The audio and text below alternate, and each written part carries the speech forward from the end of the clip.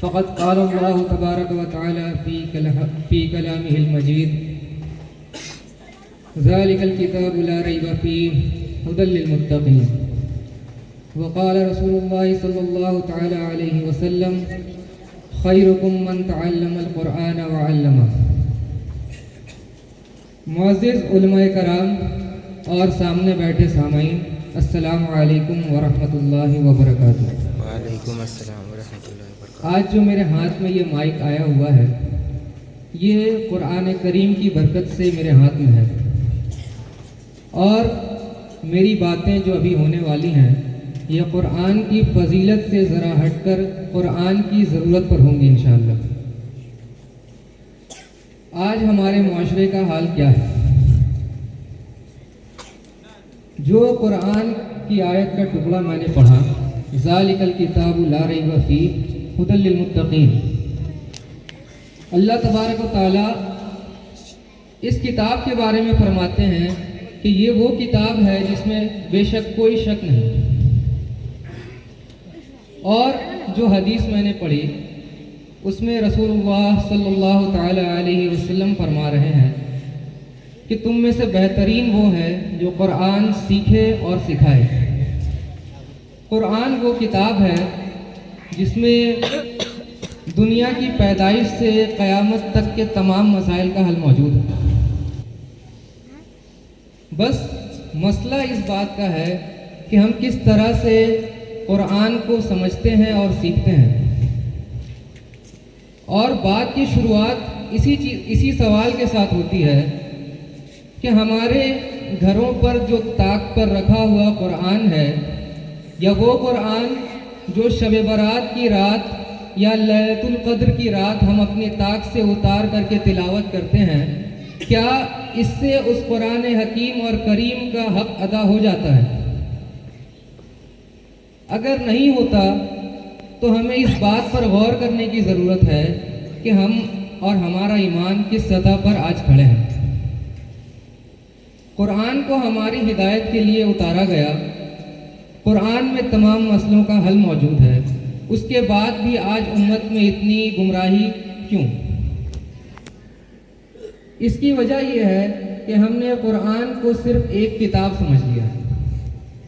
قرآن کو اس کی اصل حقیقت سے ہٹا کر کے ہم نے اسے طاق پر سجانا اس سے زیادہ بہتر سمجھا۔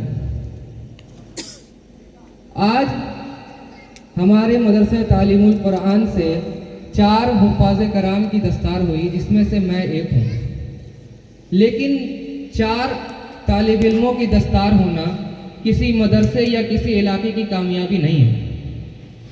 اس علاقے میں اگر 1 لاکھ لوگ رہتے ہیں مسلمان، تو اس علاقے کا حال یہ ہونا چاہیے کہ ہر ایک کو مکمل قرآن یاد ہو، ہر ایک کے پاس اس کے اعمال کی اور اس کے ایمان کی پوری ذمہ داری انفرادی ہے۔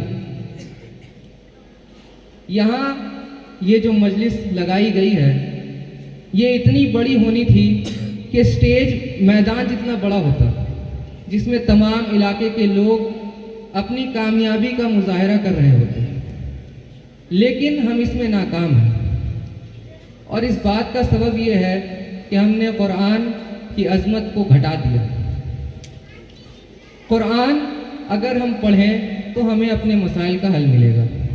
آج ہر گھڑی ہم اس بات پر غمزدہ ہوتے ہیں کہ ہماری زندگی میں تکلیف ہے، ہم کیا کریں اور اس تکلیف کا حل کہاں ملے گا، ہم اس در اس در یہاں وہاں پھرتے رہتے ہیں، جبکہ قرآن میں اللہ تبارک و تعالی فرماتے ہیں یا ایھا الذین آمنوا استعینوا بالصبر والصلاۃ ان اللہ مع الصابرین، اے ایمان والوں صبر اور نماز سے مدد چاہو، بے شک اللہ صبر کرنے والوں کے ساتھ۔ یعنی اللہ نے ہمیں راستہ بتا دیا کہ اگر ہم کسی تکلیف میں ہیں تو ہماری مدد کا ذریعہ کیا ہے، نماز، اور اس کے ساتھ میں اس بات کا صبر کہ اللہ بے شک دینے والے ہیں، آج نہیں تو کل ہمیں اپنے مسائل کا حل ضرور ملے گا۔ آج ہمارا نوجوان جو غلط کاموں میں پھنسا ہوا ہے، وہ اس وجہ سے کیونکہ اس نے قرآن کی تلاوت اور قرآن کو سمجھنے کی کوشش نہیں کی۔ ہر علاقے میں مدرسے موجود ہیں، لیکن مدرسے بالکل بنا ڈور کی پتنگ کے جیسے چل رہے ہیں، کیونکہ 3 منزلہ مدرسہ اور اس میں طالب علم گنے چنے 100 طالب علم، جبکہ علاقے میں دیکھا جائے تو آبادی بہت زیادہ ہے۔ جب تک ہم سیکھنے کی کوشش نہ کریں ہم اپنی زندگی میں کامیاب نہیں ہو سکتے۔ میں آج جو اس کامیابی تک پہنچا ہوں اس میں میرے استاد حافظ محمد منیر الدین صاحب کی بہت بڑی قربانی ہے اور ان کا ساتھ ہے۔ اگر وہ نہ ہوتے تو یہ مشکل تھا میرے لیے۔ انہوں نے میرا ساتھ دیا، میرے ارادے کی عزت کی اور مجھے بلایا، مجھے دعوت دی، مجھے پڑھایا اور مجھے کامیاب بنایا۔ آج وہ اس جگہ پر موجود نہیں ہے، اس بات کا افسوس مجھے ہے اور بہت زیادہ افسوس ہے۔ اگر وہ ہوتے تو بہت زیادہ خوشی ہوتی، مگر ان کی تعلیمات میرے ساتھ ہمیشہ رہیں گی اور میرے اوپر ہمیشہ ان کا حق رہے گا۔ میں یہی کہہ کر کے اپنی بات ختم کرنا چاہتا ہوں کہ اگر ہمیں اپنے معاشرے کو سدھارنا ہے تو ہمیں ہمارے دین سے جڑنا ہوگا اور قرآن میں جو احکام اللہ نے نازل کیے ہیں اس بات پر عمل کرتے ہوئے اپنی زندگی گزارنی پڑے گی، کیونکہ یہی اصل طریقہ ہے، یہی کامیابی ہے۔ السلام علیکم۔ بسم اللہ الرحمن الرحیم۔ تو اس وقت جتنے بھی اللہ کے فضل و کرم سے